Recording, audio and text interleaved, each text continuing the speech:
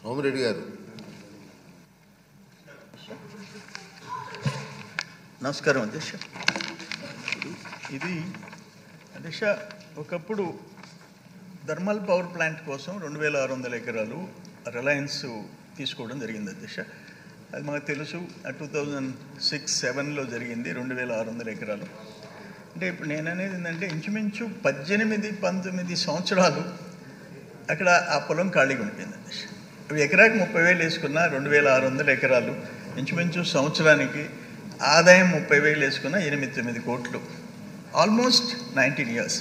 నేనేమంటానంటే మన industrial policy 2 ఏళ్ల లోపల పారిశ్రామిక భూమి కేటాయిస్తే దాంట్లో పరిశ్రమ ప్రారంభం కావాలా, వాళ్ళు ఎంత పెద్దోడైనా కాదు. 3rd year are 4th year అటు కాకుండా ఇన్ని సంవత్సరాలు భూమిని పెట్టుకొని అక్కడ రైతు కూలీలు కడుపులు మార్చుకుంటూ ఉండటం. అప్పుడు కూడా అధ్యక్ష 3 లక్షల ఎకరాకేనంటే అటు పోర్టుకు కానివ్వండి, జెన్కోకి కానివ్వండి, రిలయన్స్కి కానివ్వండి ఆల్మోస్ట్ 7,000 ఎకరాలు. 3 లక్షలు అంటే నేను ఓడిపోయి ఉన్నా, పోరాడి 7,70,000 చేయించాం. ఆ రోజు వీళ్ళు మాట్లాడినారు ఈ కంపెనీలో వాళ్ళు, శంషాబాద్లో వస్తుంది 7,70,000 కని. అయినా మేము రాజీ పడలే. ఆ రోజు రాజశేఖర రెడ్డి గారు ముఖ్యమంత్రిగా ఉన్నారు. ప్రభుత్వాన్ని ఒప్పించి మెప్పించి పోరాటాలు చేసాం. నేనేమంటానంటే ఇప్పుడు కూడా వీళ్ళు ఏమంటారు, 20 gigawatts wafer, 10 gigawatts cell, 5 gigawatts module in faces.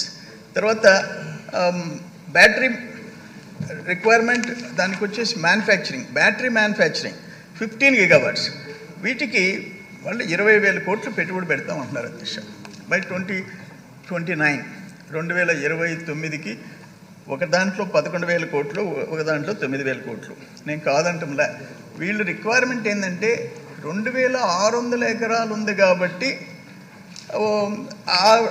2,600 ఎకరాలు మాకు అవసరమని పెట్టారు.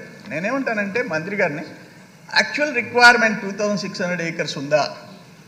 ఉంటే వెల్ అండ్ గుడ్, 20,000 కోట్లు పెట్టుబడి వస్తుంది. అయితే ఉద్యోగాలు ఏమంటారంటే 800 నుంచి 1000, రెండో యూనిట్కి బ్యాటరీ మ్యానుఫ్యాక్చరింగ్ 800 నుంచి 1000 మంది అంటున్నారు.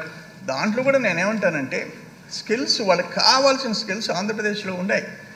ఇతర దేశాల నుంచో రాష్ట్రాల నుంచో కాకుండా top priority should be given to local అనేది నేను అక్కడ చూస్తున్న పరిస్థితులు, ఆ పోర్ట్ ఏరియా ఇవన్నీ నేను చూస్తున్నా అధ్యక్ష.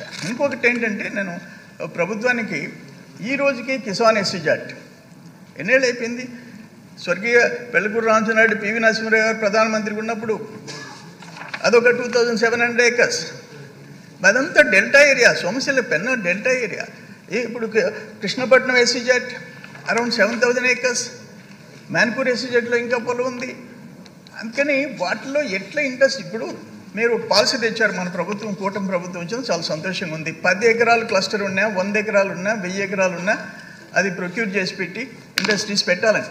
నేనేమంటానంటే ఇక్కడ 1,000 ఎకరాలు ఉంది, వాటిని ఎట్లా యూటిలైజ్ చేసుకోవాలా, ఏ విధంగా చేసుకోవాలనేది దాని మీద చర్యలు తీసుకోవాలని చెప్పేసి నేను కోరుకుంటున్నా. దీంట్లో యాక్చువల్ రిక్వైర్మెంట్ ఎంత ఉందో వాళ్ళకి పెట్టండి, మిగిలితే ఏదన్నా ఒక క్లస్టర్ కింద పెట్టమని చెప్పేసి నేను విజ్ఞప్తి చేస్తున్నాను అధ్యక్ష.